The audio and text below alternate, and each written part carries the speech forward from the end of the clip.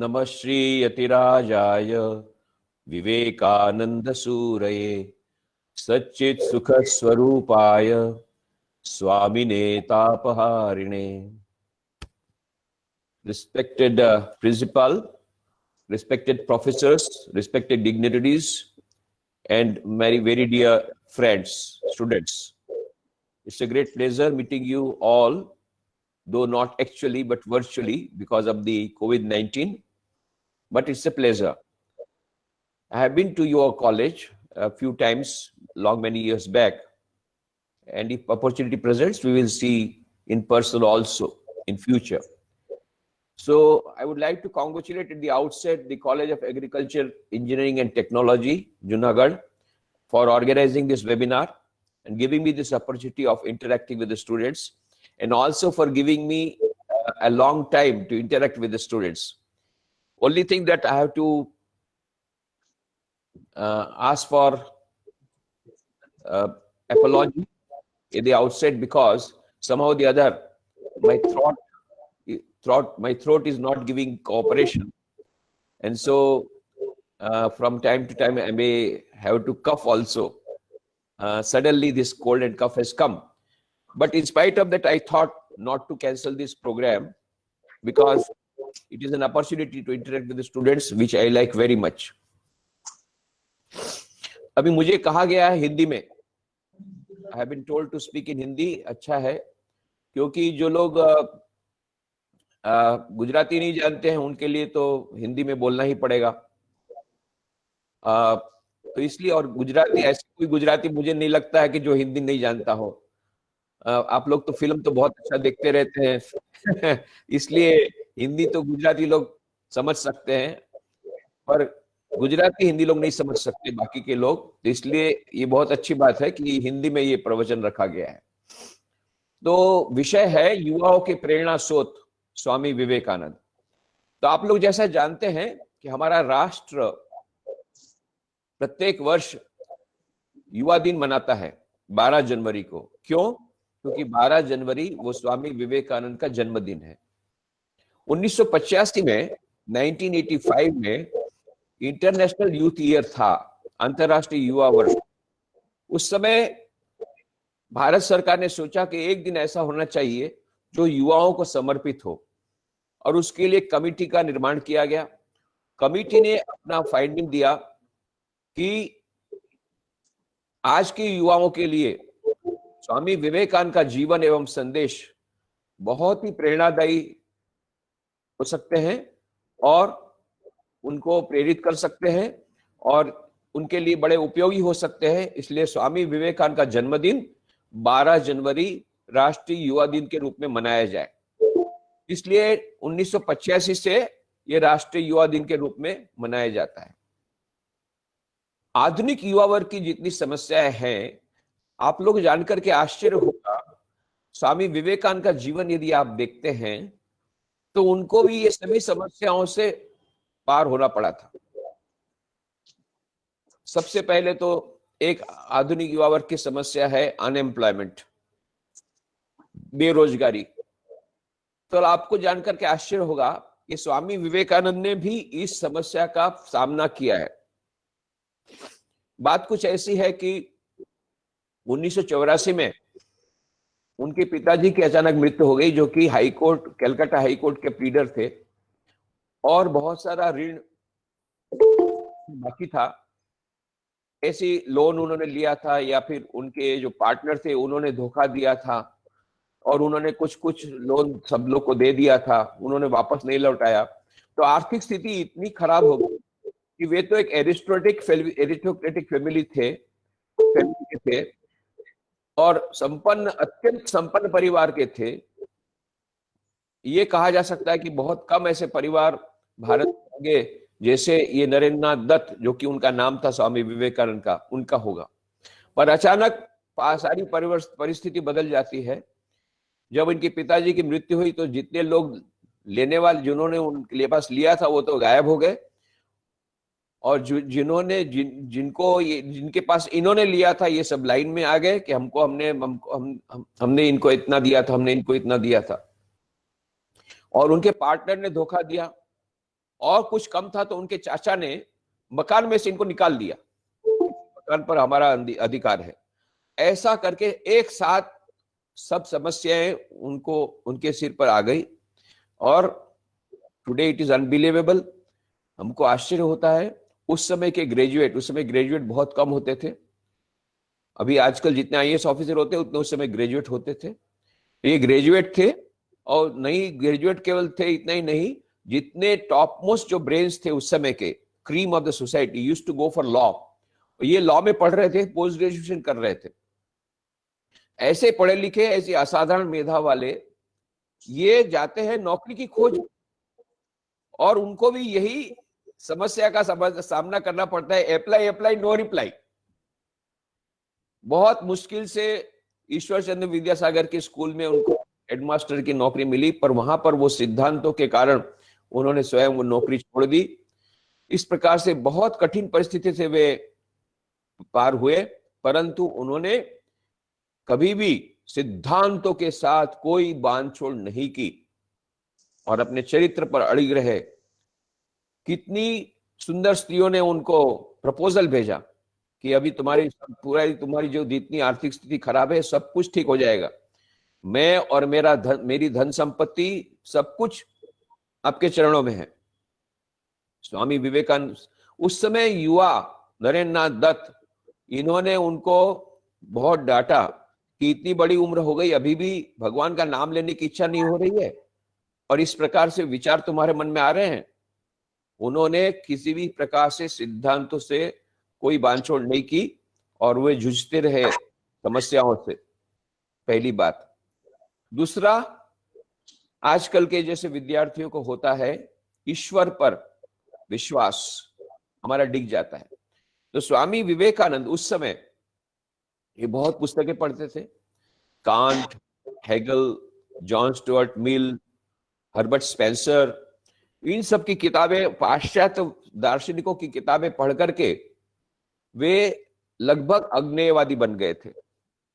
और कलकत्ता में कोई भी ऐसा संत आता, बड़ा कोई महान संत आता, तो उनके पास जाकर के वो यही प्रश्न पूछते, अच्छा महाशय, आपने क्या ईश्वर के दर्शन किए हैं? कोई उनको संतोषप्रद उत्तर नहीं दे पाता। फिर उन्होंने सुना महर्षि देवेंद्रनाथ टैगोर, जो कि कविवर रविन्द्रनाथ टैगोर के पिताजी थे, जिन्होंने ब्राह्मण समाज की स्थापना की थी, वो गंगा में एक जहाज में कैबिन में सारा दिन ध्यान किया करते थे, ऐसा सुना उन्होंने। तो एक दिन उनके पास पहुंच गए कैबिन में, वहां जाकर के महर्षि देवेंद्रनाथ टैगोर को उन्होंने यही प्रश्न पूछा जो सबको पूछते थे, महाशय, मैंने सुना है कि आपको सारा दिन ईश्वर का ध्यान करते हैं, तो मैं आपको पूछना चाहता हूं, क्या आपने ईश्वर के दर्शन किए हैं? देवेंद्रनाथ टैगोर ने थोड़ी देर तक तो उनकी तरफ देखा, फिर कहा, बेटा, तेरी आंखें तो बड़ी सुंदर है, योगी के समान है। नरेंद्र नाथ बहुत निराश हो गए। अरे मैं पूछ रहा हूं आपने ईश्वर के दर्शन किए, तो बोलते हैं तुम्हारी आंखें सुंदर है। अरे मुझे मेरी आंखों की प्रशंसा नहीं चाहिए, मुझे मेरे प्रश्न का उत्तर चाहिए। बड़े व्याकुल हो गए प्रश्न के उत्तर को ढूंढने के लिए। वह सत्य का साक्षात्कार करना चाहते थे, पर कहीं से उनको प्रकाश नहीं दिख रहा था। एक दिन वो कॉलेज में गए थे, स्कॉटिश चर्च कॉलेज में पढ़ते थे। तो स्कॉटिश चर्च कॉलेज में ऐसा हुआ उस दिन कि इंग्लिश के प्रोफेसर एब्सेंट थे, तो प्रिंसिपल प्रोफेसर विलियम हेस्टी वे स्वयं इंग्लिश लिटरेचर का क्लास लेने के लिए आए और वो पढ़ा रहे थे वर्ड्सवर्थ की कविता द एक्सकर्शन नाम की कविता पढ़ा रहे थे। और उसमें ऐसा वर्णन आता है कि कवि प्राकृतिक सौंदर्य देख करके अति चेतन अवस्था में चला जाता है, सुपर कॉन्शियस स्टेट में चला जाता है। तब सभी विद्यार्थियों ने पूछा, सर, क्या सचमुच में ऐसा संभव है कि कोई इस प्रकार से अति चेतन अवस्था में चला जाए, समाधि अवस्था में चला जाए? तब प्रोफेसर विलियम हेस्टी ने कहा, हाँ, यह संभव है। मैंने स्वयं एक व्यक्ति को देखा है जिसको बारंबार इस प्रकार से समाधि की अवस्था होती है, तुम लोग चाहो तो तुम भी उनका दर्शन कर सकते हो, क्योंकि वे कलकत्ता में ही रहते हैं। कलकत्ता में दक्षिणेश्वर में काली का मंदिर है, वहां के वो पुजारी है, उनका नाम है रामकृष्ण परमहंस। बस तब उन्होंने सोचा, नरेंद्र नाथ ने, चलो बाबा जी, ये बाबा जी की भी परीक्षा लेते हैं। आए वहां पर, तो श्री रामकृष्ण देव उस समय अपने कमरे में बैठ करके भक्तों के साथ वार्तालाप कर रहे थे। वो भी एक कोने में जाके बैठ गए। कुछ देर तो बात हुई ईश्वर के बारे में। फिर नरेंद्र नाथ ने कहा, अच्छा महाशय, ईश्वर के बारे में आपने काफी बातें की, अब मेरे प्रश्न का उत्तर दीजिए।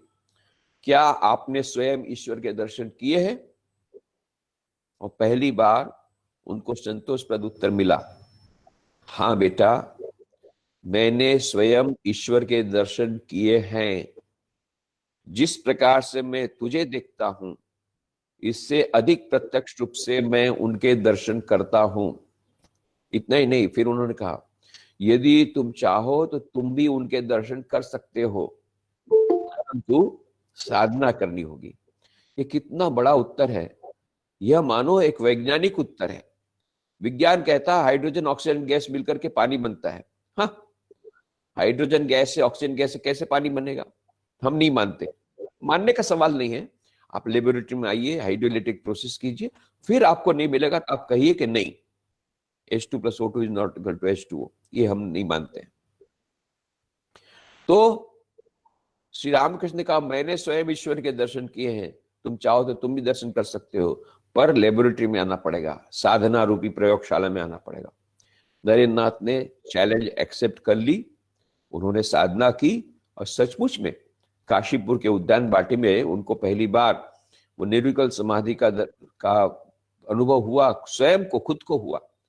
क्योंकि उन्होंने ईश्वर के दर्शन किए थे, इसलिए अपनी अनुभूति के बल पर शिकागो विश्व धर्म सभा में वो बड़े उच्च स्वर से घोषणा कर सके थे, श्वेताश्वेतरोपनिषद की बात, शृण्वन्तु विश्वे अमृतस्य पुत्राः आये धामानि दिव्यानि तस्तु वेदाहमेतं पुरुषं महान्तम् आदित्यवर्णं तमसः परस्तात् तमेव विदित्वाति मृत्युमेति नान्य पंथा विदितयनाय। मैंने उस परम पुरुष को देख लिया है जिनको जानने के बाद सभी दुखों से निवृत्ति होती है। और फिर उन्होंने कहा था वहां पर जो उपस्थित थे अमेरिकावासी भाइयों बहनों को, अमेरिकावासी भाइयों बहनों, मैं भी तुमको इसी शब्द से संबोधन करना चाहता हूं जिस शब्द से ऋषियों ने संबोधन किया था। क्या? अमृतस्य पुत्रा, ye the children of immortal bliss, holy and perfect beings, ye divinities on earth, sinners, it is a sin to call a man so. It is a standing libel on human nature. Come up, alliance, and shake off the delusion that you are sheep. Your soul's immortal, spirit's free, blessed and eternal. You're not matter, you're not bodies. Matter is a servant, not ye the servant of matter. ओ शेर इस मिथ्या भ्रम को झटक करके फेंक दो कि तुम भेड़ हो। तुम भेड़ नहीं हो, तुम शेर हो, तुम अजर, तुम्हारे भीतर में अजर आत्मा है जिसमें अनंत शक्ति विराजमान है। ये संदेश उन्होंने दिया था। वो बोल सके थे इस प्रकार से क्योंकि उन्होंने स्वयं अनुभूति की थी। तो इस प्रकार से स्वामी विवेकानंद का जीवन यदि आप देखेंगे, आजकल के युवा वर्ग यदि देखेंगे तो आजकल का युवा वर्ग की जो जो समस्याएं हैं, इन सभी समस्याओं से नरेंद्र नाथ, उस समय के कॉलेज के विद्यार्थी, ये सभी उसी में से गुजर चुके हैं, उन्हीं परिस्थितियों में से। इसलिए स्वामी विवेकानंद के जीवन से और उनके संदेश से बहुत अच्छा मार्गदर्शन मिलेगा। मैं सभी विद्यार्थियों से अनुरोध करूंगा कि वे अवश्य स्वामी विवेकानंद का जीवन चरित्र पढ़े, उनसे बहुत प्रेरणा मिलेगी। अब उनके उपदेश के बारे में हम आते हैं, तो उनके उपदेशों को हम 5 भागों में बांट सकते हैं, जिसको कि मैं कहता हूं युवा वर्ग के लिए मान लो पंचशील के समान है। ये पंचशील क्या है? स्वामी विवेकानंद के संदेश को 5 भागों में मैंने बांटा है। पूरा यदि complete works of Swami Vivekananda 9 volumes हैं, हिंदी में 10 वॉल्यूम है, गुजराती में भी 10 वॉल्यूम है। ये सब आप पूरा उस पर पूरा अध्ययन करें तो उसमें से निचोड़ करके मैंने 5 ऐसे निकाले हैं, 5 वैल्यूज, 5 ऐसे उपदेश जिनमें ये सारा कॉम्प्रिहेंसिव पूरा उपदेश आ जाता है, खास करके युवा वर्ग के लिए। तो युवा वर्ग के लिए जो उनको स्वामी विवेकानंद का संदेश का जिस्ट यदि मैं दे दूं 5 शब्दों में, युवा वर्ग के लिए पंचशील, नंबर 1 आत्मविश्वास, सेल्फ कॉन्फिडेंस। तो स्वामी विवेकानंद ने क्या कहा? उन्होंने कहा कि the old religion said he is an atheist who does not believe in God, but the new religion says he is an atheist who does not believe in himself. उन्होंने कहा कि पुराना धर्म क्या कहता था? नास्तिक कौन है? जिसको ईश्वर में विश्वास नहीं। पर नया धर्म क्या कहता है? मतलब स्वामी विवेकानंद क्या कहते हैं? कौन नास्तिक कौन है? जिसको अपने आप पर विश्वास नहीं है। और फिर उन्होंने यहां तक कहा, यदि आपको हमारे देश के 33 करोड़ देवी देवताओं पर विश्वास हो और जितने अवृत देवी देवता आपने इंपोर्ट किए हैं फॉरेन कंट्री से, उन पर भी विश्वास हो, पर यदि अपने आप पर विश्वास नहीं है तो आप नास्तिक हो। First have faith in yourself. अपने आत्मा पर विश्वास करो, अपने आप पर विश्वास करो। आत्मविश्वास की बात, सेल्फ कॉन्फिडेंस की बात वो हमेशा किया करते थे। और आत्मविश्वास के साथ साथ आता है आत्मनिर्भरता। अपने पैरों पर खड़े रहो। छोटी छोटी बातों में भी हम लोगों पर आधारित हो जाते हैं। तो यहां से सामान उचकना, भाई बिना कुली के तो होगा नहीं। क्यों भाई, क्यों कुली चाहिए? तो मतलब हम लोग इतने परतंत्र हो गए हैं। ये कुछ बातें हमको पाश्चात्य संस्कृति से, पाश्चात्य देशों से सीखने की है कि भारत में हम लोग अपने पैरों पे खड़े नहीं रहते हैं। बूट पॉलिश भी करवाते हैं बूट पॉलिश वाले से। क्यों भाई? क्यों बूट पॉलिश खुद अपना नहीं कर सकते? इस्त्री क्यों खुद नहीं कर सकते? क्यों प्रेस नहीं कर सकते अपने कपड़ों को? ये तो छोटी छोटी बातें हैं। और यही बातें बाद में, यही आदतें हम परोवलामी है कि कोई हमको बचाएगा तो हम बचेंगे, कोई हमको तारेगा तो हम तारेंगे। हाँ, भगवान की जैसे इच्छा होगी। जैसे किसान बोलता है, हाँ प्रभु का जैसे बरसात होगा तो हमारा अन्न होगा। सब भगवान, सब भाग्य के भरोसे। ये भाग्य के भरोसे बैठना, ये स्वामी विवेकानंद पसंद नहीं करते थे। विशेष करके युवकों के लिए बोलते थे कि ये क्या भाग्य भाग्य मचाया है। You are the creator of your own destiny. तुम स्वयं अपने भाग्य के निर्माता हो। तो भाग्य नाम की वस्तु नहीं है, पर भाग्य का निर्माण किसने किया? भाग्य का निर्माण तुमने स्वयं ने किया। कर्म का सिद्धांत कहता है जैसा तुम बोओगे ऐसा मिलेगा। As you sow so you reap. आप आम का पेड़ बोओगे, आम मिलेगा। इमली का पेड़ बोओगे, इमली मिलेगी। जैसा कर्म करोगे ऐसा फल मिलेगा। ये कर्म का सिद्धांत कहता है। तो इसलिए आज हम जो कुछ भी है, आज हमको जो प्रारब्ध मिला है, ये हमने भूतकाल में जो पुरुषार्थ किया था वो भी हमारे प्रारब्ध के रूप में आया है। तो स्वामी विवेकानंद कहते हैं, यदि मेरा वर्तमान का प्रारब्ध भूतकाल के पुरुषार्थ के द्वारा निर्मित हुआ है, तो मेरा भविष्य का प्रारब्ध मेरे वर्तमान के पुरुषार्थ के द्वारा निर्मित होगा। और इसलिए भाग्य को जानने का प्रयत्न मत करो, भाग्य को बदलने का प्रयत्न करो। You are the creator of your own destiny. तुम स्वयं अपने भाग्य के निर्माता हो। रोना धोना बंद करो, मेरे भाग्य में ये हुआ, मेरे को क्यों ऐसा हो गया, क्यों हो गया? जब कुछ हो गया उसको भूल जाओ। Now look towards the future. तो हुआ सो हुआ। Try to make the best of whatever circumstances you find in. जो परिस्थितियां हैं उसी परिस्थिति में, वर्तमान जो परिस्थितियां आपके पास है उसमें जितना हो सके उसका प्रयत्न करो। तो अपने पैरों पे खड़े रहो। Stand on your own feet. That is the message of Swami ji. आत्मनिर्भरता। तीसरा है आत्मज्ञान। ये आत्मविश्वास और आत्म निर्भरता ये आएगी कैसे? जब आत्मज्ञान आएगा। आत्मज्ञान का मतलब होता है कि हमारे सबके भीतर में, वह जो आत्मा है उसके भीतर में अनंत शक्ति है। आत्मना विंदते वीर्यम। ये आत्मा के भीतर अनंत शक्ति है, उसको जागृत करना पड़ेगा। तो जैसा आपने बताया था, स्वामी विवेकानंद ने कहा you are the creator of, ये कहा था कि भीतर में जो, या भूल जाओ कि तुम भेड़ हो, तुम शेर हो, तुम्हारे भीतर में आत्मा की अनंत शक्ति विराजमान है, उसको जागृत करने का प्रयत्न करो। Ye the children of immortal bliss, holy and perfect beings, ye divinities on us sinners, it is a sin to call a man so, it is a standing label on human nature. Come up, O lions, and shake off this delusion that you are sheep. Your souls immortal, spirits free, blessed and eternal. You are not matter, you are not bodies, matter is a servant, not is the servant to matter.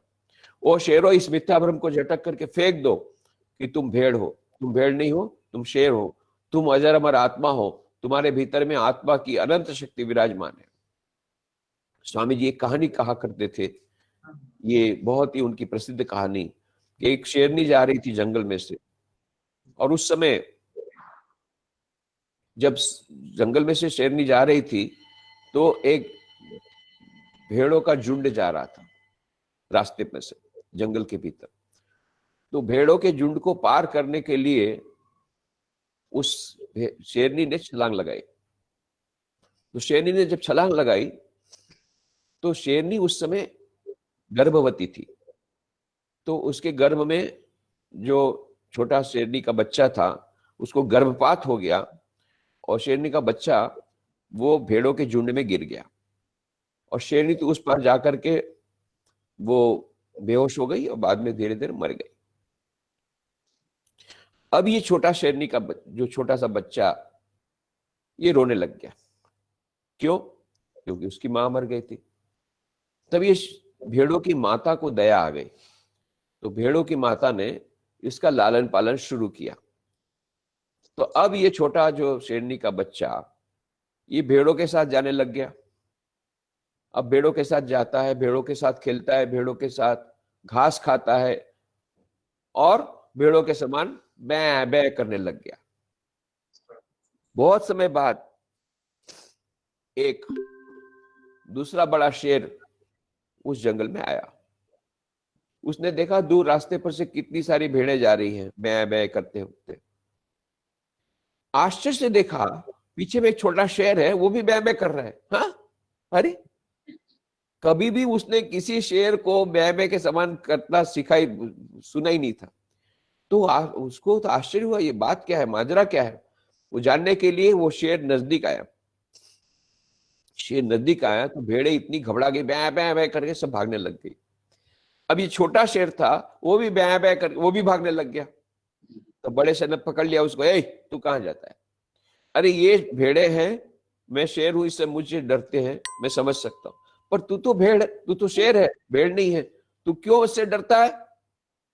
छोटे शेर ने क्या कहा, बै बै बै, मैं तो भेड़ हूं, मैं शेर नहीं हूं।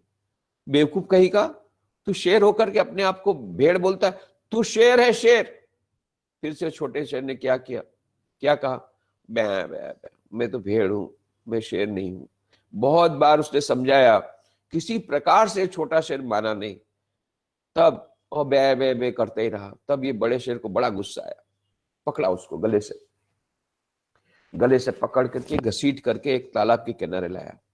देख, ये तालाब के पानी में देख, तेरी परछाई देख, मेरी परछाई देख, तेरा चेहरा मेरे समान है, शेर के समान नहीं, ये भेड़ों के समान है।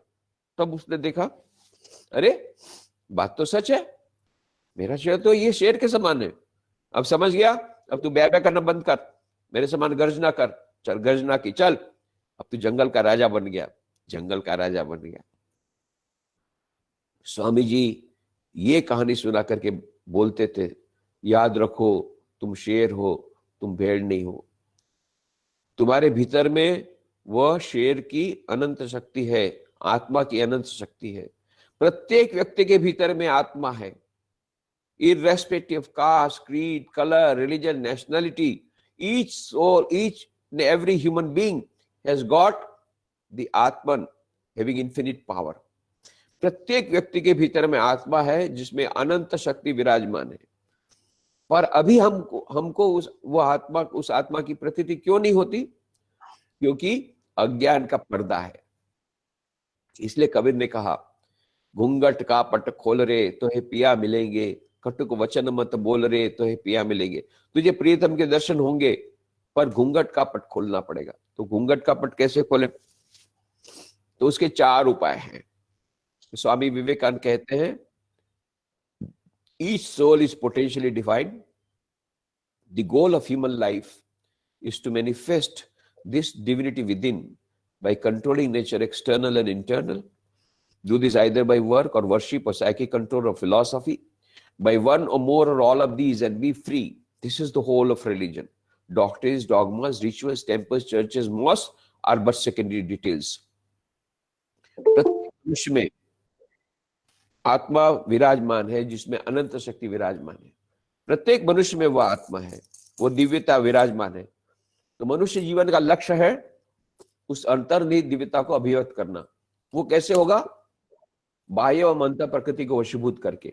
वो कैसे हो सकता है? 4 उपाय है: राजयोग, ध्यान, भक्ति योग, प्रार्थना, ज्ञान योग, प्रेरणादायी पढ़ाई, पढ़ना, अच्छे अच्छे विचारों को पढ़ करके उस पर चिंतन करना, और चौथा है कर्म योग, निस्वार्थ सेवा। तो राजयोग, भक्ति योग, ज्ञान योग, कर्म योग, चारों योगों के समन्वय से यदि चारों को हम अपने दैनंदिन जीवन में उसका पालन करते हैं, तो धीरे धीरे हमारे भीतर में जो दिव्यता विराजमान है, पहले से विराजमान है, हमको इंपोर्ट करने की कोई आवश्यकता नहीं है। Already manifest, it is there. Each soul is potentially divine, already there. हमारे भीतर में आत्मा की अनंत शक्ति विराजमान है, कहीं से लाने की कोई आवश्यकता नहीं है, पर मैनिफेस्ट करने की आवश्यकता। अभी सोई हुई है, उस सोई हुई शक्ति को जगाना पड़ेगा, और ये जगाने के लिए 4 उपाय है। राजयोग, अष्टांग योग है, यम, नियम, आसन, प्राणायाम, प्रत्याहार, धारणा, ध्यान, समाधि। पातंजलि योग सूत्र में अष्टांग योग की बात है। और ये यम क्या है? 5 है: सत्य, अस्तेय, ब्रह्मचर्य, अपरिग्रह, अहिंसा। ये 5 है यम। और नियम क्या है? शौच, संतोष, तप, स्वाध्याय, ईश्वर प्रणिधान। यम और नियमों का पालन करना, मतलब नैतिक नियमों का पालन करना और नियमित रूप से ध्यान करना, यही है राजयोग। अत्यंत संक्षेप में विद्यार्थियों के लिए मैं सरल भाव से मैं व्यक्त करता हूं। भक्ति योग है ईश्वर से प्रार्थना करना, मंत्र का जाप करना, सबसे ज्यादा तो ईश्वर से प्रेम करना, जिसको प्रेम करने के बाद कभी पछतावा नहीं होता है। कई युवक आते हैं, अरे बोले मैंने उस पर इतना इन्वेस्ट किया, दूसरे के साथ भाग गई। अरे भाई, तुमको पहले से सोचना चाहिए कि क्या किस कहां पर से कैसे करना है। पर ईश्वर को प्रेम करने से कभी पछतावा नहीं होता है। Love the Lord thy God with all thy strength, with all thy mind, with all thy soul। यह जो भक्ति योग है। और फिर ज्ञान योग है, जिसमें कि हम अपने स्वरूप के बारे में चिंतन करते हैं कि हमारा स्वरूप क्या है, उसके बारे में चिंतन करते हैं। अच्छी मान लो कुछ किताबें पढ़ते हैं, उस पर चिंतन करते हैं, उसको प्रयत्न करते हैं उसको आने का, विशेष करके हमारे सर्वस्वरूप को जानने का प्रयत्न, ये है ज्ञान योग। और चौथा है कर्म योग, निस्वार्थ सेवा।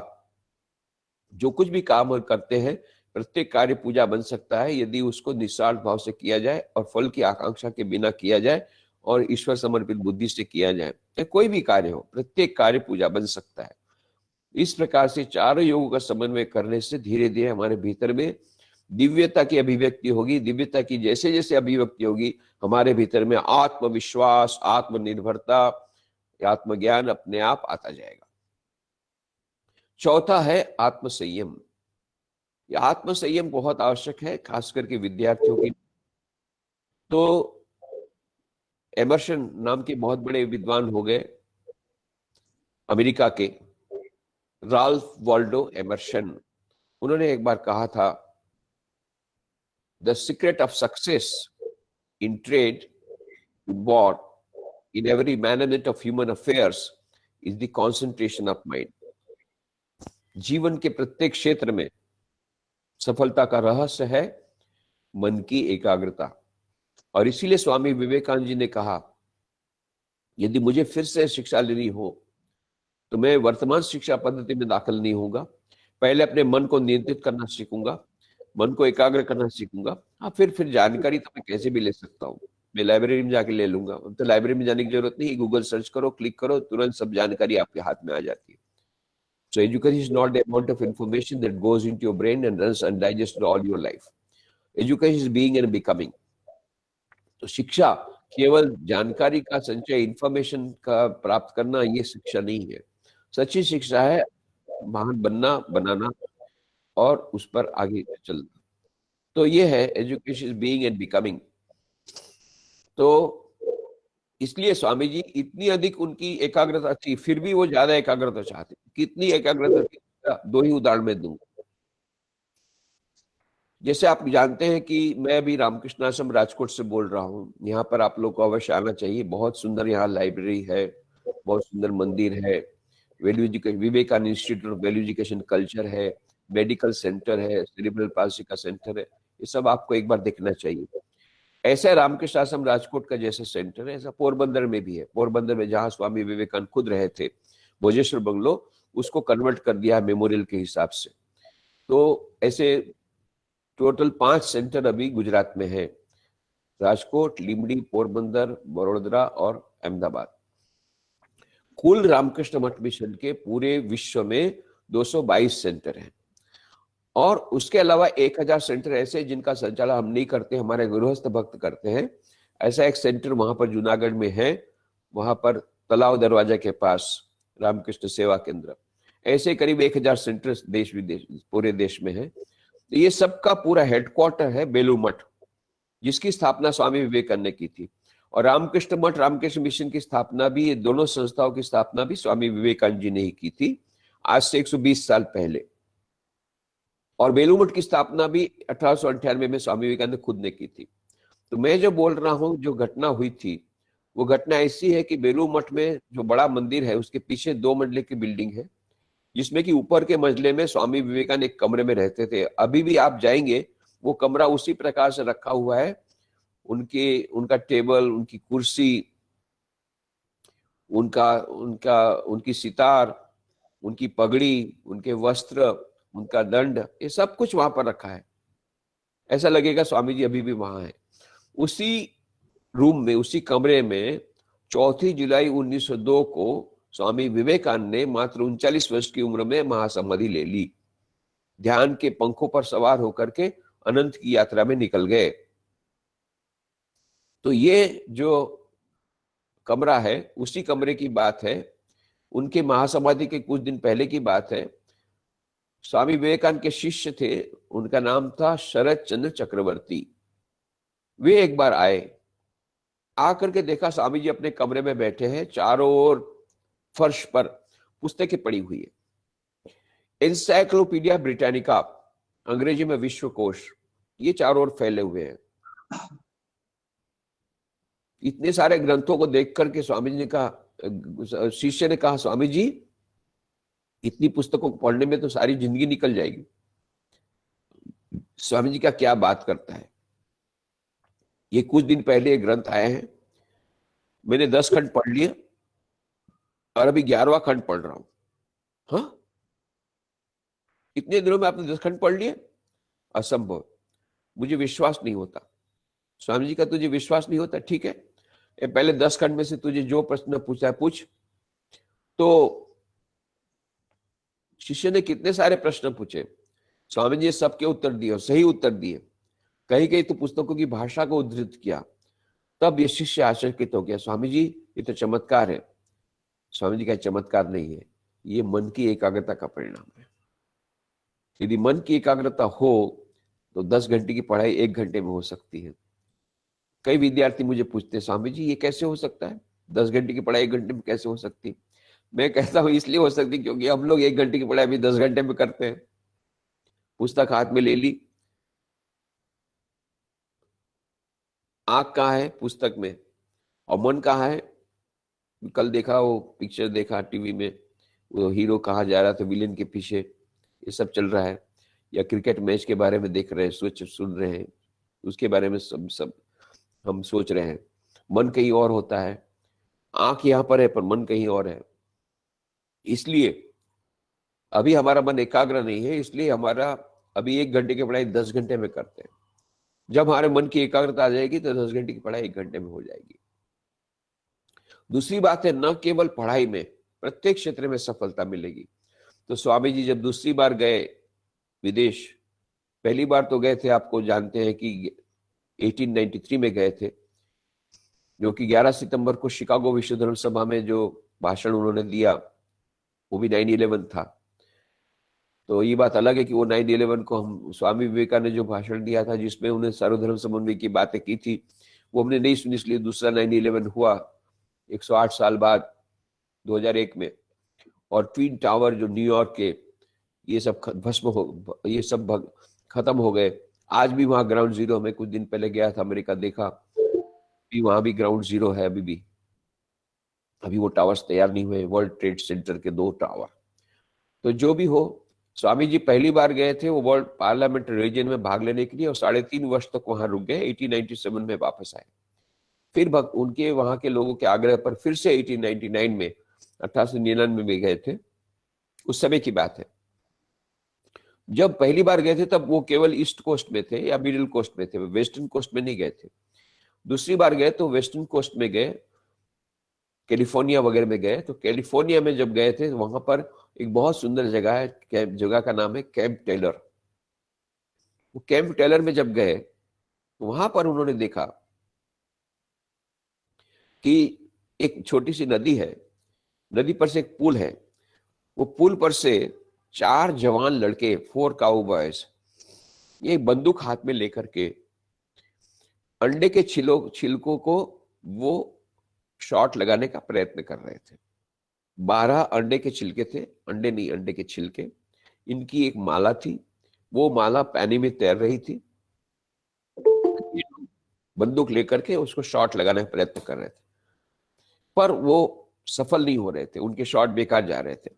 बारंबार ऐसा बेकार जाके देखा तो स्वामी जी को हंसी आ गई, और स्वामी जी को हंसते देख करके चारों जवान लड़कों को बड़ा बुरा लगा। उन्होंने, what, you are laughing at us, is it a small job to shoot at the excess that are floating in water? Okay, we give you the challenge, let us see how do you do it. आप हम पर हंसते हो, ये कम बात है इसको shoot करना, ठीक है हम देखते हैं कैसे करते, चलो चैलेंज करते हैं, चलो ले लो। ऐसा करके गन उनके हाथ में दे दी। अब क्या किया जाए? तो स्वामी जी ने गन हाथ में ली और निशाना लगाया, फट फट फट फट फट फट, 12 शॉट में 12 अंडे के छिलके खत्म। और ये चारों जवान लड़के आश्चर्यचकित हो गए। Swami, how long you are practising? We are practising for 5 years, we could not do it, how long you are practising? Swami ji, आप कितने समय से अभ्यास कर रहे हैं? हम तो 5 साल से शूटिंग कर रहे हैं, फिर भी हम नहीं कर पाए। आप कितने साल से शूटिंग कर रहे हैं? स्वामी जी का, my dear friends, I am holding the gun for the first time. अरे पहली बार बंदूक हाथ में ली? हाँ, पहली बार बंदूक हाथ में ली और 12 अंडे के छिलके 12 शॉट में खत्म। ये तो मिरेकल है, दिस इज अ मिरेकल, ये चमत्कार है। स्वामी जी के चमत्कार नहीं। तो क्या है ये? मन की एकाग्रता का परिणाम। मन की एकाग्रता हो तो 10 घंटे की पढ़ाई 1 घंटे में हो सकती है। मन की एकाग्रता हो तो 12 अंडे के छिलके 12 शॉट में खत्म हो सकते हैं। मन की एकाग्रता नहीं हो तो पढ़ाई में, स्पोर्ट्स में, म्यूजिक में, प्रत्येक क्षेत्र में सफलता प्राप्त हो सकती है। The secret of success is concentration of mind. Now the $1,000,000 question is how to get concentration of mind. अब ये प्रश्न है कि एकाग्रता कैसे प्राप्त होगी? तो उसके लिए हमको 2 सिद्धांतों को याद रखना है। C is directly proportional to P, where C is equal to concentration of mind and P is equal to purity of mind. हमारा मन जितना शुद्ध होगा उतना हमारा मन एकाग्र होगा। तब प्रश्न होता है कि मन शुद्ध कैसे होगा? तो उसके लिए दूसरा इक्वेशन, आहार शुद्ध सत्व शुद्धि, सत्व शुद्ध ध्रुवा स्मृति ही। आहार शुद्ध होगा तो बुद्धि शुद्ध होगी, बुद्धि शुद्ध होगी स्मरण शक्ति अक्षुण बन जाएगी। तो ये आहार मतलब हम जो कुछ भी बाहर से लेते हैं, तो मुंह से लेते हैं तो वो सात्विक आहार होना चाहिए। आजकल अलग बात है, आजकल के युवा वर्ग को फास्ट फूड ज्यादा अच्छा लगता है, परंतु यदि हमें एकाग्रता चाहिए, मन को शुद्ध करना है, तो हमें धीरे धीरे करके सात्विक आहार को पर ज्यादा ध्यान देना पड़ेगा। पर वो तो एक ही प्रकार का आहार हुआ। दूसरा आहार हम लेते हैं वो होता है आंखों से, कान से, इस पर भी बहुत ध्यान देने की आवश्यकता है। तो गांधी जी के 3 मंत्र सबको मालूम है, बुरा मत देखो, बुरा मत सुनो, बुरा मत बोलो। ये बहुत आवश्यक है। यदि हम सचमुच में अपने मन को एकाग्र करना चाहते हैं तो मन को शुद्ध रखना है, तो शुद्ध आहार ग्रहण करने के लिए क्या करना चाहिए? बुरा मत देखो, बुरा मत सुनो, बुरा मत बोलो। ये गांधी के 3 बंदर हमको याद रखना है, और स्विट्जरलैंड के 3 बंदर भी याद रखना है। हमारे स्वामी जी एक गए थे स्विट्जरलैंड, बहुत वर्षों पूर्व की बात है। तो वहां स्विट्जरलैंड में आप जाएंगे, बहुत सुंदर देश है, तालाब ही तालाब, तालाब ही तालाब। तो एक बड़े तालाब के किनारे 3 बंदरों की मूर्ति थी, पर बड़ी विचित्र मूर्ति। अभी तक उन्होंने देखी 3 बंदर की मूर्ति, जिसमें एक बंदर ने 2 आंख बंद की थी, दूसरे बंदर ने 2 कान बंद किए थे, तीसरे बंदर ने मुंह बंद किया था। अब यहाँ पर उनको देखा उन्होंने कि 3 बंदर में से एक बंदर ने एक आंख बंद की, दूसरी खुली रखी, दूसरे बंदर ने एक कान बंद किया, दूसरा खुला रखा है, और तीसरे बंदर ने आधा मुंह बंद आधा खुला। तो बड़े आश्चर्य पड़ गए। अब ऐसे बंदर तो कभी देखे ही नहीं थे। अब सोचने लग गए, क्या इसका क्या अर्थ हो सकता है? 2 आंखें बंद का तो समझ सकते हैं कि आंख बुरा मत देखो, ये क्या कहना चाहते हैं? सोचते सोचते उनको वेद का श्लोक याद आ गया। तो वेद का श्लोक याद आने से पूरा उनका अर्थ वो समझ गए। कौन सा श्लोक था? भद्रम कर्णेभिः शृणुयाम देवाः, भद्रम पश्येमाक्षभिर्यजत्राः, स्थिरैरङ्गैस्तुष्ट्वागं सस्तनूभिः व्यशेम देवहितैर्यदायुः। स्वस्ति न इंद्रो वृद्धश्रवाः, स्वस्ति न पूषा विश्ववेदाः, स्वस्ति नस्ताक्षो अरिष्टनेमिः, स्वस्ति नो बृहस्पतिर्दधातु। भद्रम कर्णेभिः शृणुयाम देवाः, कानों के द्वारा मंगलमय वाणी सुनो। एक कान बंद है, बुरा मत सुनो, पर एक कान खुला अच्छा अच्छा जरूर सुनो। उसी प्रकार से भद्रम पश्येमाक्षभिर्यजत्राः, एक आंख बंद है, बुरा मत देखो, पर एक आंख खुली अच्छा अच्छा जरूर देखो। टीवी में खराब पिक्चर मत देखो, अच्छे प्रोग्राम अवश्य देखो। खराब पुस्तकें मत पढ़ो, अच्छी पुस्तकें अवश्य पढ़ो। स्वामी विवेकानंद की पुस्तकें अवश्य पढ़ो, जिनसे हमारे मन में शक्ति आती है, कॉन्फिडेंस लेवल बढ़ जाता है, आत्मविश्वास आता है, प्रेरणा मिलती है। ऐसे सेल्फ हेल्प की किताबें, सेल्फ कॉन्फिडेंस की किताबें, सेल्फ सपोर्ट की किताबें अवश्य पढ़ो। फिर मुंह से किसी की निंदा मत करो, डू नॉट क्रिटिसाइज अदर्स, परंतु have a word of appreciation for others. पर आधा मुंह खुला है, दूसरों के प्रोत्साहन को 2 शब्द अवश्य बोलो। इस प्रकार से हमारी इंद्रियों के द्वारा हम शुद्ध आहार ग्रहण करेंगे, अशुद्ध आहार ग्रहण नहीं करेंगे, तो हमारा मन शुद्ध होगा। मन शुद्ध होगा तो हमारा मन एकाग्र होगा। दूसरी बात है कि हम लोग पढ़ने तो बैठते हैं, मूड नहीं आता है। क्यों नहीं आता? मन कहता है नहीं चलो घूमने के लिए।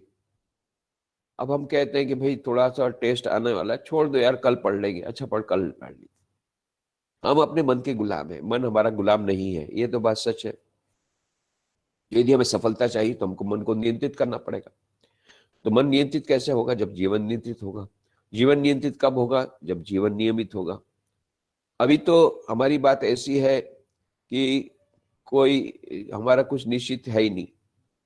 मेरे पास कई विद्यार्थी आते हैं, उनको पूछता हूँ भाई तू કેટલા વાગે ઉઠે છે? કે નક્કી નહીં, કોઈ 6 વાગે 7 વાગે, રવિવારે તો 9 વાગે। ભાઈ તારો સુવાનો ટાઈમ શું છે? કે નક્કી નહીં, કોઈ 10 વાગે 11 વાગે સારું ઉઠે છે તો 1 વાગે। ભાઈ તારો ભણવાનો ટાઈમ શું છે? કે નક્કી નહીં, બુડા હોય તો ભણી લઉં। ભાઈ તારો જમવાનો ટાઈમ શું છે? કે નક્કી નહીં, ભૂખ લાગે તો ખાઈ લઉં। ભાઈ તારો રમવાનો ટાઈમ કે નક્કી નહીં, ટીવી જોવાનું કે નક્કી નહીં, આ પૂછે તો કે નક્કી નહીં। પછી એ લોકો મને પૂછે अच्छा स्वामीजी આ મનની એકાગ્રતા ક્યારે આવશે? હું કહે નક્કી નહીં। तो તમારું કાંઈ નક્કી નહીં तो आप પણ નક્કી नहीं। यदि आपका कुछ निश्चित नहीं है तो एकाग्रता भी निश्चित नहीं है। तो एकाग्रता निश्चित करने के लिए क्या करना पड़ेगा? सब कुछ निश्चित करना पड़ेगा।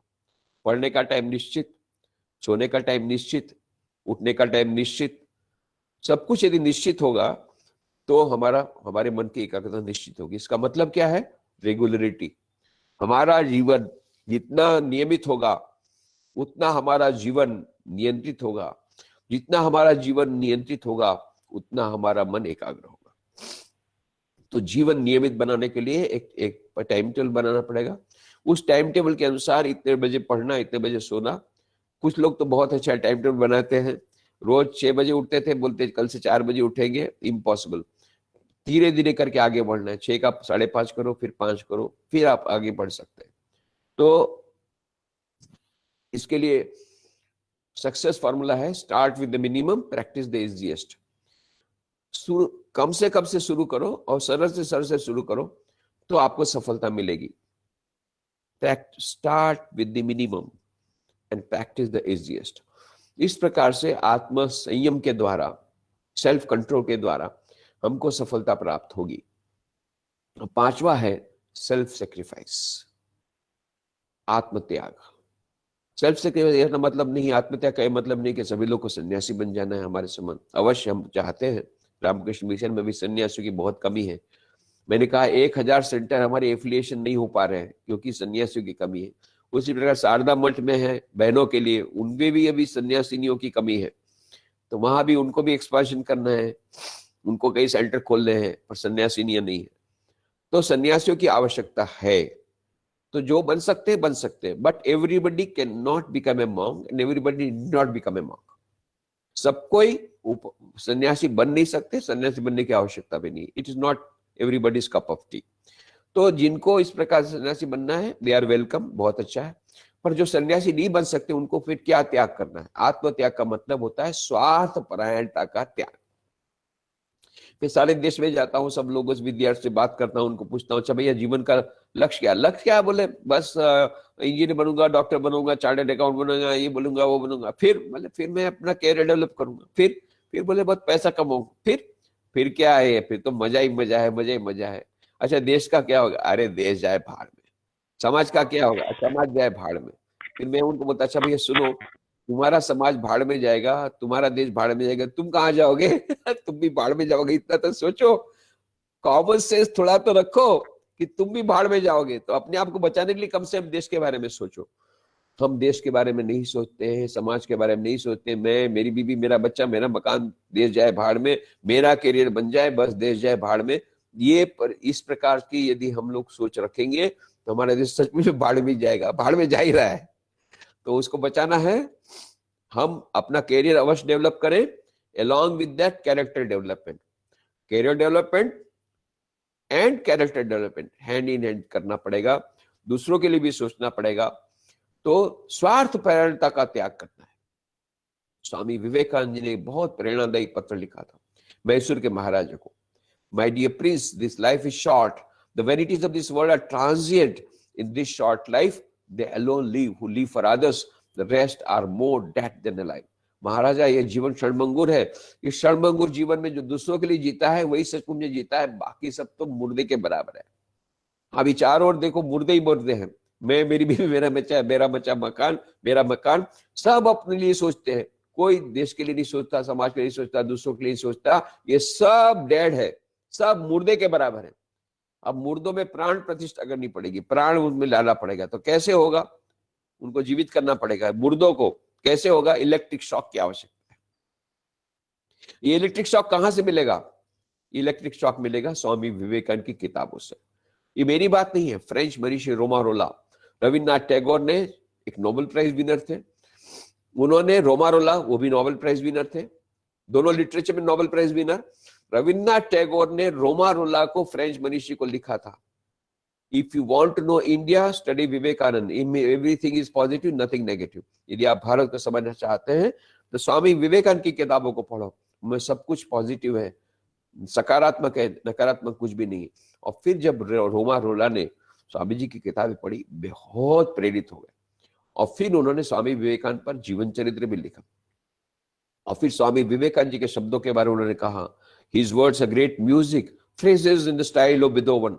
I cannot touch these sayings of his scattered as they are through the pages at a 30's distance without receiving a thrill through my body like an electric shock.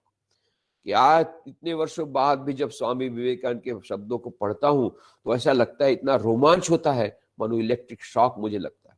ये इलेक्ट्रिक शॉक की आवश्यकता आज हमारे युवा वर्ग को है। अवश्य इलेक्ट्रिक शॉक लेना चाहिए, रोज थोड़ा थोड़ा इलेक्ट्रिक शॉक लगना चाहिए। इसी से हमारे भीतर की जो स्वार्थ परायणता रूपी जो राक्षस है, वो स्वार्थ परायणता राक्षस वो नाश होगा उसका। और हम लोग देश के बारे में सोच सकेंगे, दूसरों के बारे में सोच सकेंगे और अपने चरित्र का निर्माण कर सकेंगे। मात्र कैरियर डेवलपमेंट के साथ साथ में कैरेक्टर डेवलपमेंट कर सकेंगे। पर ये जो इलेक्ट्रिक शॉक की बहुत आवश्यकता है।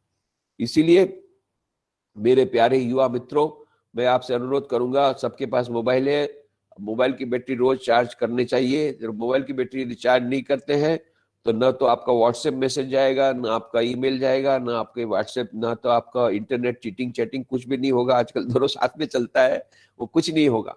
तो आपको इंटरनेट चीटिंग चैटिंग करना है, यदि व्हाट्सएप मैसेज भेजना है, सब जो कुछ करना है, तो आपको मोबाइल की बैटरी चार्ज करना पड़ेगा। मैं जानता हूं आप करते भी है। तो जब मोबाइल की बैटरी चार्ज करते हैं रोज रात को, तो आप इलेक्ट्रिक जो उसमें प्लग जो है उसमें डाल देते हैं, प्लग को सॉकेट में। उस समय हमारे हाथ में पुस्तक ले लेना है स्वामी विवेकानंद की। जब तक कि मोबाइल की बैटरी चार्ज हो जाएगी, आपकी मेंटल बैटरी चार्ज हो जाएगी।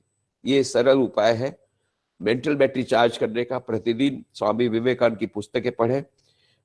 आजकल तो इंटरनेट पर भी ये पुस्तकें आ रही है, सब लोग फ्री में उपलब्ध है। अब तो complete works of Swami Vivekananda freely उपलब्ध है, इंटरनेट से डाउनलोड कर लीजिए। थोड़ा थोड़ा, कम से कम 10 मिनट 5 मिनट भी ये पढ़ते हैं, I am very much sure कि इलेक्ट्रिक शॉक थोड़ा थोड़ा मिलता रहेगा और हमारे जीवन में जो भीतर में, जो मन के भीतर में जो राक्षस है, ये वध होता रहेगा। स्वार्थ प्रणत रूपी राक्षस, जड़तावादी जड़ता रूपी राक्षस, आलस रूपी राक्षस, इन सब का वध हो जाएगा। ये इलेक्ट्रिक शॉक मिलेगा तब, और फिर हम लोग अपने जीवन, अपने चरित्र का निर्माण कर सकेंगे। कैरियर डेवलपमेंट भी होगा, कैरेक्टर डेवलपमेंट भी होगा। तो आप लोगों सबको मैंने संक्षेप में बताया है कि आज के युवाओं की सभी समस्याओं, जितनी भी समस्या है, इन सभी प्रकार की समस्याओं को स्वामी विवेकानंद जी ने अपने विद्यार्थी अवस्था में उन सब से उन्होंने लोहा लिया था, इन समस्याओं का सामना किया था, बहादुरी पूर्वक सामना किया था। तो इसलिए हमें डरना नहीं है, समस्याओं से डरना नहीं, समस्याओं से जूझना है, हमें सफलता प्राप्त करनी है। जितनी भी रुकावटें हैं उनको हम लोग को हिम्मत पूर्वक, बहादुरी पूर्वक हमको पार करना है। और स्वामी विवेकानंद का जीवन पढ़ने से हमको बहुत सारा मार्गदर्शन मिलेगा। और स्वामी विवेकानंद के ग्रंथों को पढ़ने से उनके जो उपदेश मिलेंगे, उसमें ये जो 5 उपदेश जो हमको मिलेंगे, सेल्फ कॉन्फिडेंस आत्मविश्वास, सेल्फ रिलायंस आत्मनिर्भरता, सेल्फ कंट्रोल आत्मसंयम, और सेल्फ नॉलेज आत्मज्ञान, और 5वां सेल्फ सेक्रीफाइस आत्मत्याग। ये 5 के द्वारा हमारा टोटल पर्सनालिटी डेवलपमेंट हो जाएगी, सर्वांगी व्यक्तित्व विकास होगा, टोटल कैरेक्टर डेवलपमेंट भी होगा, चरित्र निर्माण भी होगा, सर्वांगी व्यक्तित्व विकास भी होगा, और हम लोग अवश्य दैनिक जीवन में सफलता प्राप्त कर सकेंगे। तो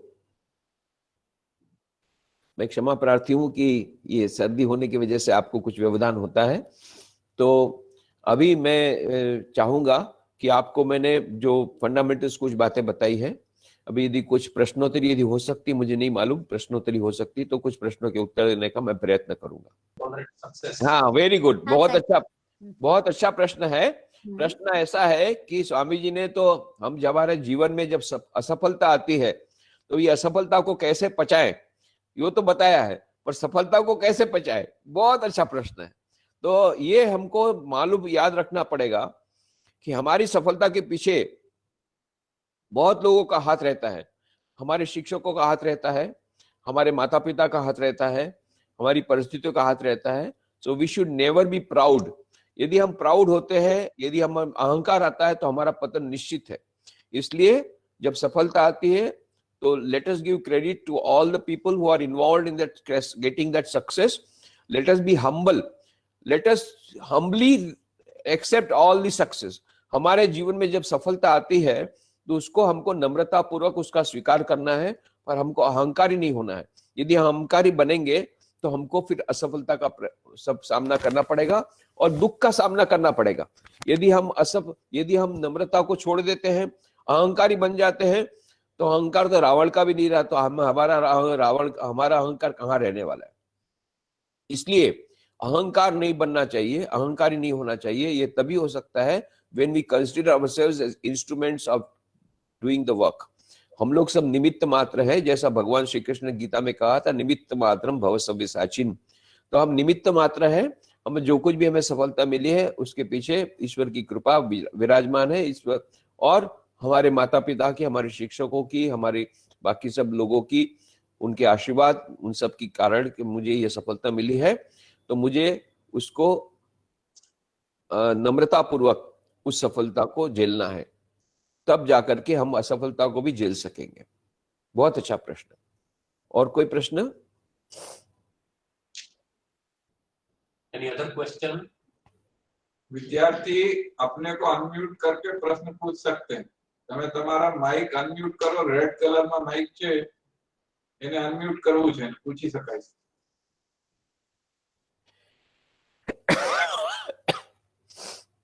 कोई भी विद्यार्थी प्रश्न पूछना चाहता है लिख के भी पूछ सकते हैं। भैरुद्र पटेल जी। Hello sir. हाँ बोलिए। Hello sir. आपका उत्तम बोलो। प्रश्न बोलो। हाँ बोलो बोलो, प्रश्न पूछो। फेलियर છે, फेलियर मीन्स કે અસફળતા। हाँ हाँ હવે માણસ અસફળ થઈ ગયો જીવનમાં કે કોઈ પણ રીતે, हाँ તો અસફળતામાંથી શીખવાનો માર્ગ શું છે? हाँ અસફળતામાં કાંઈક તો સારું જીવ હશે ને, એમ એને એમાં કાંઈક તો હા, હશે ને બરાબર. કે એમાંથી સક્સેસફુલ બની શકે। હા બરાબર છે, સરસ સરસ પ્રશ્ન છે। એટલે આ ઓલાએ જે પૂછ્યો તેના કરતા ઊંધો પ્રશ્ન છે। ઓલાએ પૂછ્યું હતું કે सफलता को कैसे डाइजेस्ट करे, ये बोलते असफलता को कैसे डाइजेस्ट करे। बहुत अच्छा प्रश्न है। तो ये असफलता हमारे जीवन का एक भाग है, इसको पहले से स्वीकार करना पड़ेगा। हमेशा सफलता मिलेगी ऐसा कोई आवश्यक नहीं है। बड़े बड़े महान लोगों के जीवन में भी हम देखते हैं, अब्राहम लिंकन तो 17 बार असफल हुए, बाद में सफल हुए। ऐसे कई लोग हैं जिन्होंने असफलता, ये इनके जीवन की सफलता के लिए जो हमको सफलता का जो हमको शिखर यदि हमको प्राप्त करना है तो उसके लिए जो सीढ़ियां बनी है वो असफलता की सीढ़ियां हैं। असफलता की सीढ़ियों को पार करते करते हमको सफलता तक पहुंचना है। तो असफलता ये हमारे जीवन का एक आवश्यक अंग है। असफलता हमें नम्र होना सिखाती है। असफलता हमें बताती है कि जो व्यक्ति, कोई व्यक्ति कितना भी महान हो, कभी न कभी वो असफल होता है। वो असफल क्यों होता है, उसके पीछे बहुत सारे कारण है। पर यदि असफलता आती है तो हमें निराश नहीं होना है, हताश नहीं होना है। It is a part of life, इसको स्वीकार करना है। It is a part of life, part of the game. यदि आप खेलते हैं तो कभी आप हारते हैं, कभी जीतते हैं। अब हमेशा आप जीतेंगे तभी मैं खेलूंगा ऐसा आप बोलेंगे तो नहीं होगा। यस, एक्सेप्ट द डिफीट, परंतु उसे करना क्या है? Accept the defeat with sportsman spirit and work harder and get the victory in the next match. ये है। यदि आपको मान लो असफल हो गए इस मैच में, आप 0 में आउट हो गए, तो आपको उससे निराश नहीं होना है। आपको संकल्प करना है कि अगली मैच में मैं डबल सेंचुरी करूंगा। सेंचुरी नहीं, डबल सेंचुरी। उसके लिए फिर बोलने से नहीं होगा, संकल्प करने से नहीं होगा। नेट प्रैक्टिस ज्यादा करना पड़ेगा, मेहनत ज्यादा करना पड़ेगा, परिश्रम ज्यादा करने पड़ेगा। You have to work hard, not only work hard but work smart also. Smart work plus hard work दोनों करना पड़ेगा, संकल्प करना पड़ेगा। And this is how you can go for success. So always remember, the way to success goes through the steps of failures. Swami Vivekananda यहां तक कहते हैं, failures they are the beauty of life. What would be life without them? वे तो कहते हैं ये जो failures हैं, असफलता है, ये तो जीवन का सौंदर्य है। उनके बिना जीवन टिकेगा ही नहीं। उनके स्वयं के जीवन में हम देखते हैं कितनी सारी असफलताएं आई, फिर भी उन्होंने लोहा नहीं माना, उन्होंने हार स्वीकार नहीं की, और वे उन असफलताओं के बावजूद उन्होंने अपनी हिम्मत नहीं छोड़ी, बहादुरी पूर्वक आगे बढ़ते गए और अंत में जाकर के वो सफल हुए। प्रत्येक उनका कार्य देखिए, शिकागो धर्म सभा के लिए भी जाने के लिए भी उनकी कितनी असफलताएं उनको मिली थी, पर फिर भी वो हताश नहीं हुए, निराश नहीं हुए। तो हमको हमारे जीवन में जब असफलता आती है, हमको हताश नहीं होना है, निराश नहीं होना है। हमको बल्कि यह और दृढ़ संकल्प करना है कि हम भले आज असफल हुए, कल हम सफल होंगे, हम होंगे कामयाब, हम होंगे कामयाब। ये गीत याद रखना चाहिए, हम होंगे कामयाब, हम अवश्य कामयाब होंगे, हम अवश्य सफल होंगे। आज भले हमें फेलियर हो गई, कोई बात नहीं, हम ज्यादा परिश्रम करेंगे और हम अपना विल पावर बढ़ाएंगे, संकल्प शक्ति बढ़ाएंगे और अवश्य सफलता प्राप्त करेंगे। ये निर्णय यदि कोई भी असफलता हमको सफलता प्राप्त करने के लिए ज्यादा संकल्प कराती है, वो सफलता वेलकम है, वो असफलता स्वीकार्य है, वो असफलता हमारे लिए अच्छी है। How an overconfident person sees the world. हाँ, When I did something, I remember it during that time, but I forgot that in 3 to 4 days. Then what should I do to not forget that? हाँ, बहुत अच्छा प्रश्न है कि मैं जब पढ़ता हूँ स्वामी विवेकानंद की किताबें, तो पढ़ने के समय तो याद रहता है, मैं बाद में भूल जाता हूँ। तो ये स्वाभाविक है, सबके लिए ये ऐसा ये नियम है कि इसीलिए हमारे शास्त्रों में भी यह बात है, हमारी परंपरा में ये बात है कि कुछ जो बहुत महत्वपूर्ण जो वाक्य है या महत्वपूर्ण उपदेश है, उसको बारंबार रिपीट करना चाहिए। उसमें रिपीटेशन का दोष नहीं लगता है, पुनरुक्ति का दोष नहीं लगता है। तो इसमें से आप जो भी पढ़ते हैं, आपको बताऊंगा, मतलब आप स्वामी विवेकानंद की कोई किताब पढ़ते हैं तो उसको अंडरलाइन कर दीजिए। जो पोर्शन आपको अच्छा लगता है या जो पोर्शन आपको लगता है बहुत महत्वपूर्ण है आपके लिए, उसको अंडरलाइन कर दीजिए। फिर उसको फिर से दूसरी बार पढ़िए और कुछ समय के लिए रोज उस पोर्शन को पढ़िए। तो वो portion that will become a part of your life. तो उससे क्या होगा कि ये पोर्शन आपको हमेशा याद दिलाता जाएगा। तो पहली बात है पढ़ लेना, फिर उसके बाद में से उसको आइडेंटिफाई करना, कौन सा आपके लिए आवश्यक है, कौन सा आपके लिए महत्वपूर्ण है, उसको अंडरलाइन करना, उसको बार बार पढ़ना। उससे भी नहीं होगा, बार बार पढ़ करके फिर उसको अपने जीवन में कैसे लाना, उस पोर्शन को जो उपदेश है उसको अपने जीवन में आप कैसे अपना सकते हैं, उसके बारे में सोच करके उसके बारे में फिर ये करना, उसका कार्य करना, तब जा करके आपको इसका फायदा मिलेगा स्वामी विवेकानंद की किताबों को पढ़ने का। बहुत अच्छा प्रश्न है।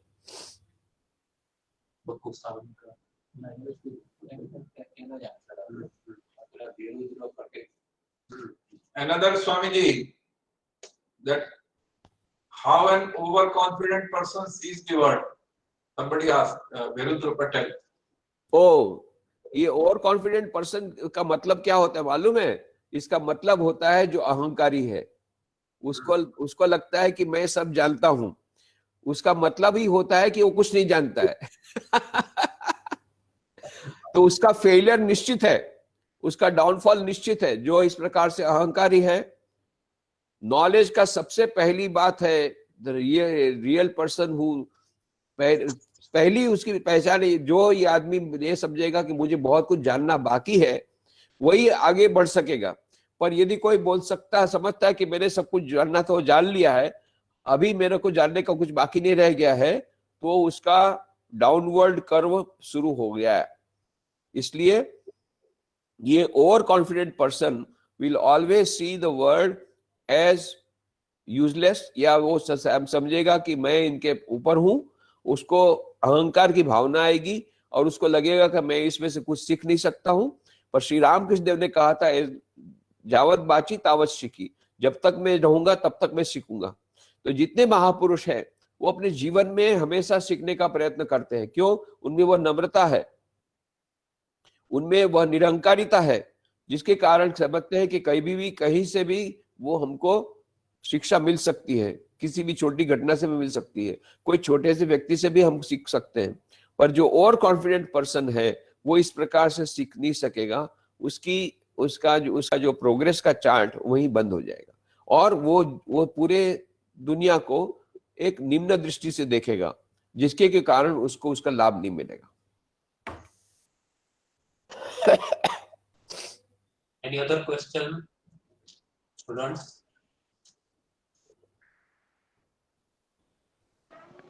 स्वामी जी, बोलिए। शिक्षा का असली मतलब क्या है? शिक्षा का असली मतलब क्या है? बहुत अच्छा प्रश्न है। तो स्वामी विवेकानंद ये कहा करते थे कि education is being and becoming. Education not the amount of information that goes into your brain and undigested all your life. तो शिक्षा, education is being and becoming. और एक जगह पर उन्होंने कहा था, education is the manifestation of the perfection already in man. शिक्षा क्या है? हमारे जीवन में पूर्णता पहले से है, ऑलरेडी है, उसको प्रकट भी नहीं है। तो education is the manifestation of the perfection already in man. यह मनुष्य जीवन में जो पूर्णता है, जो अभी प्रकट नहीं है, अप्रकट रूप से प्रत्येक मनुष्य के भीतर में है, उसको प्रकट करना, यही शिक्षा का मूल उद्देश्य है। प्रत्येक मनुष्य के भीतर में पूर्णता, उसकी बात हमने कही थी। तो कैसे वो प्रकट होगी? तो 4 योगों के समन्वय से, राजयोग, भक्ति योग, ज्ञान योग, कर्म योग। तो कोई भी ये है शिक्षा, हम ओवरऑल एक इसमें लेते हैं। अभी education of agriculture, engineering and technology is a part of the whole process of man making and character building. अभी जो मैन मेकिंग कैरेक्टर बिल्डिंग का पूरा शिक्षा का जो पूरा का पूरा प्रावधान है, उसमें से एक पोर्शन है जो कि एग्रीकल्चर इंजीनियरिंग मान लो कॉलेज है। तो हम तो ये कहेंगे कि एग्रीकल्चर इंजीनियरिंग कॉलेज में जैसे एग्रीकल्चर इंजीनियरिंग कॉलेज के जो टॉपिक्स पढ़ा दे जाते हैं, उसमें साथ साथ ये man making character building education की जो बात स्वामी विवेकानंद ने कही थी, चरित्र निर्माण की बात, इसको भी साथ साथ में टोटल पर्सनालिटी डेवलपमेंट का भी बात उसमें भी आना चाहिए। जस्ट केवल इंफॉर्मेशन नहीं होना चाहिए, केवल एग्रीकल्चर इंजीनियरिंग की बात नहीं होनी चाहिए, पर कोई भी विद्यार्थी के लिए ये दूसरा जो सॉफ्ट स्किल की बात है कि जीवन में कैसे रहे, जीवन में कैसे सुख प्राप्त हो, कैसे शांति प्राप्त हो, जीवन में कोई फेलियर आए तो उसको कैसे हम उसका सामना कर सके, ये जो बातें हमारे जीवन की मूलभूत प्रश्न है, उनसे हम किस प्रकार से लड़ सके, और जीवन का अंतिम उद्देश्य क्या है। पहली बात तो यही हम लोग जानते नहीं है। हम तो कितने विद्यार्थी को पूछते हैं, भाई जीवन का उद्देश्य क्या है? उद्देश्य क्या है? बस इंजीनियर बनोगे, डॉक्टर बनोगे? नहीं नहीं नहीं, मैं बोलता हूँ अल्टीमेट एम क्या है? बोले वो तो मैंने कभी सोचा ही नहीं। तो कब सोचोगे? ऑलरेडी 20 साल पहले गाड़ी चालू हो चुकी है। गाड़ी में जब स्टार्ट होती तभी पूछना चाहिए, भाई where do you want to go. अब गाड़ी तो कहां से कहां आगे बढ़ गई, रिवर्स डायरेक्शन में। अभी तो हमने पूछा ही नहीं जाना कहाँ है। 20 साल पहले, 22 साल पहले आप लोग की जीवन रूपी गाड़ी स्टार्ट हो गई, अभी तक आपने पूछा ही नहीं जाना कहाँ है, पहुंचना कहाँ है, what is the ultimate aim, कहाँ पहुंचना चाहते हो, what is the ultimate destination, यही हम नहीं जानते। ये this is the crux of the whole thing. इसीलिए आज की मॉडर्न भाषा में कहें तो यदि हमें सच्ची सफलता चाहिए, if you want long term happiness, long term peace, long term success, यदि हम लंबे दीर्घ अवधि तक की सफलता चाहते हैं, दीर्घ अवधि तक का सुख चाहते हैं, दीर्घ अवधि तक की शांति चाहते हैं, तो हमें न केवल IQ, EQ बट SQ भी प्राप्त करना चाहिए। स्पिरिचुअल क्वोशंट, स्पिरिचुअल इंटेलिजेंस, दाना जोहार की पुस्तक है, ये लिखा है, पुस्तक का नाम है SQ, spiritual intelligence, the ultimate intelligence, जहां पर वो कहती है कि neurologically, biologically, physiologically, psychologically, from every point of view, there is a concluding evidence. There is something called SQ, which is the basis of both IQ and EQ. What is IQ? IQ will tell you how to play the game of life. What is EQ? EQ will tell you how to play the game of life under changed circumstances with changed strategies. And what is SQ? SQ will tell you why to play the game of life. जीवन का खेल क्यों खेले, क्यों हम इस पृथ्वी पर आए हैं, क्या हमको प्राप्त करना है, जिससे मरते समय हमको गम न रहे कि हमने ये किया, हमने नहीं किया। कबीर ने कहा, जब तू आया जगत में, जग हंसे तू रोए, ऐसी करनी कर चलो, मरते समय तुम हंसो जग रोए। यह है जीवन का उद्देश्य। क्यों हम आए हैं इस पृथ्वी पर, क्या करके जाएंगे ताकि मरते समय हमको गम न रहे, ये जीवन का उद्देश्य। ये शिक्षा है असली शिक्षा, जो हमको सिखाती है हमारे जीवन का उद्देश्य क्या है। So real education will be teaching you not only IQ and EQ but also will tell you SQ. तीनों चाहिए। बहुत अच्छा उदाहरण देती है डाना जोहार अपनी किताब में कि by the side the Mexican coast there was a management expert from Harvard. एक हार्वर्ड यूनिवर्सिटी का एक मैनेजमेंट एक्सपर्ट था, वो बैठा था समुद्र के किनारे और थोड़े दूर पर एक नाव थी जिसमें एक मछली पकड़ने वाला सोया हुआ था। दोपहर का समय था। उसने पूछा, ए क्या बात है, तू मछली क्यों नहीं मारता, अभी तो दोपहर का समय हुआ है, मछली क्यों नहीं मारता है? बोले, बाबूजी बात ऐसी कि सुबह सुबह मैंने मछली, एक बहुत बड़ी मछली मिली, तो उसको मैंने बेचा तो मुझे पैसा मिल गया बहुत, तो मेरे आज के जो कमाने का कोटा पूरा हो गया, अभी आराम फरमा रहा हूं। अरे इसमें भी कोई कोटा सिस्टम होता है रे? अरे और मछली मारेगा तो और पैसा मिलेगा, पर वो पैसे का करूंगा क्या? क्यों? डिपॉजिट करना। डिपॉजिट ये शब्द ही उसने नहीं सुना था। हाँ, बोले बैंक में डिपॉजिट, बैंक में अकाउंट खोल दे और फिर डिपॉजिट कर, तो क्या होगा? डिपॉजिट करने से डिपॉजिट बढ़ता जाएगा, ज्यादा बढ़ जाएगा तो दूसरी नाव खरीदना, दूसरी नाव खरीदेगा तो फिर और ज्यादा मछली मिलेगी तो और पैसे मिलेगा, तो उसका क्या करो? फिर डिपॉजिट करो। ऐसा करते करते करते नाव खरीदते जाना, then you will become CEO of a multinational company. तो एक सीईओ, मल्टीनेशनल कंपनी का सीईओ हो जाएगा। Then you move your headquarters from Mexico to New York. New York पहले अपने हेड ऑफिस ले जाना और बहुत सारी ब्रांचेस खोलना ऑल ओवर द वर्ल्ड। फिर तो जब ऑल ओवर द वर्ल्ड तुमको ट्रैवलिंग करना पड़ेगा, इतना सब ट्रैवलिंग करेगा तो नेचुरली ब्लड प्रेशर बढ़ेगा, बाईपास सर्जरी हो जाएगी। जब 3 बाईपास सर्जरी होगी, डॉक्टर बोलेगा नो मोर, बस इसके बाद अब बाईपास सर्जरी नहीं हो सकती है। देन यू रिटायर, फिर रिटायर हो जाना। रिटायर होने के बाद मेरे पास आना सब पैसा लेकर के। I am an investment expert from Harvard. मैं तुमको बताऊंगा कैसे इन्वेस्ट करना। ऐसे तुम इन्वेस्ट करोगे तो हर महीना तुमको फिक्स्ड इनकम आएगी और तुम आराम से सोच सकोगे। अरे मैं तो आराम से ही सोया था, आपने मुझे जगाया। ये आराम से सोने के लिए लंबा, इतना लंबा चक्कर। दाना जोहार कहती है ये जो मछली पकड़ने वाला, इसका आईक्यू लेवल कम है, वो जानता नहीं पैसा कैसे कमाना। ये मैनेजमेंट एक्सपर्ट का आईक्यू लेवल बहुत अच्छा है, वो जानता है कैसे पैसा कमाना। पर ये मछली वाले का एसक्यू ज्यादा है, वो जानता है जीवन का उद्देश्य सुख और शांति है। पर ये मैनेजमेंट एक्सपर्ट का एसक्यू लेवल कम, वो जानता नहीं जीवन का उद्देश्य क्या है। तो जीवन का उद्देश्य सुख और शांति प्राप्त करना, long term happiness, long term peace, long term success. ये प्राप्त करने के लिए दी जो शिक्षा तुमको मदद करती है, कैरेक्टर बिल्डिंग मैसेज, आपका चरित्र निर्माण करती है, आपका सर्वांगी व्यक्तित्व विकास करती है, वो सच्ची शिक्षा है जिस शिक्षा की बात स्वामी विवेकानंद कहा करते थे। अभी न्यू एजुकेशन पॉलिसी भारत सरकार की आई है, उसमें कुछ कुछ बातें इसमें से ली है। हम लोगों ने सजेस्ट किया था स्वामी विवेकानंद के संदेश में से कुछ आप कम से बातें ले, तो कुछ बातें ली गई है। हम आशा करते हैं कि धीरे धीरे इस शिक्षा पद्धति में थोड़ा परिवर्तन होगा। पर आज आप लोगों ने इस वेबिनार को आयोजित किया, that itself is a very big step forward, कि पहले ही विद्यार्थी भी फर्स्ट ईयर में आए हैं, उसी में उनको ये सब आइडियाज मिल रहे हैं कि जीवन का उद्देश्य केवल एग्रीकल्चर इंजीनियरिंग पढ़ना नहीं है, जीवन का उद्देश्य केवल पैसा कमाना नहीं है, जीवन का उद्देश्य केवल कैरियर डेवलपमेंट नहीं है, but along with that character development, along हमारा खुद के सुख शांति नहीं, सारे देशवासियों की सुख शांति के लिए हमको सोचना है और हमारे को long term happiness, long term peace देना है, हमको आत्मा का ज्ञान प्राप्त करके अनंत शक्ति प्राप्त करना है। ये सब बातें आप लोगों ने आज सुनी है।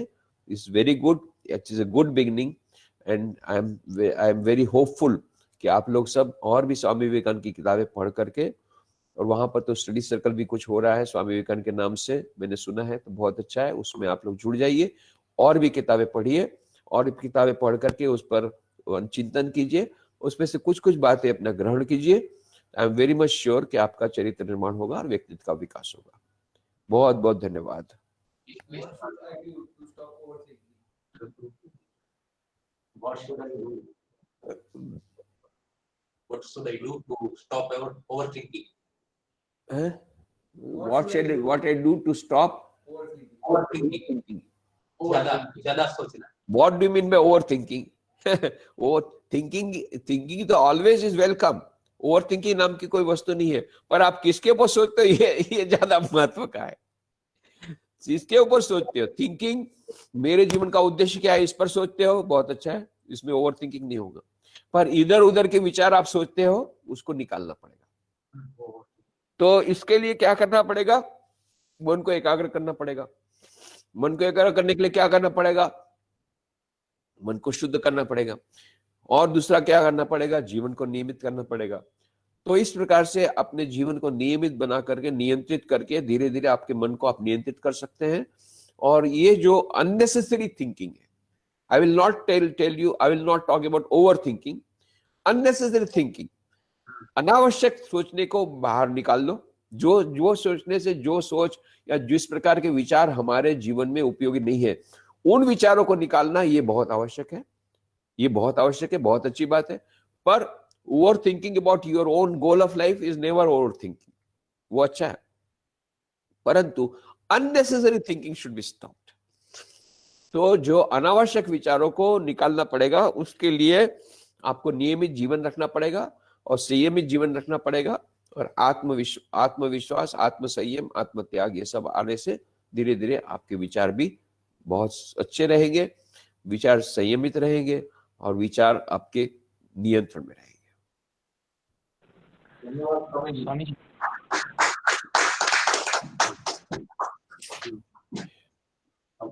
मिस्त्री साहब को आभार दर्शन के लिए इनवाइट करता हूँ। आइए मिस्त्री साहब।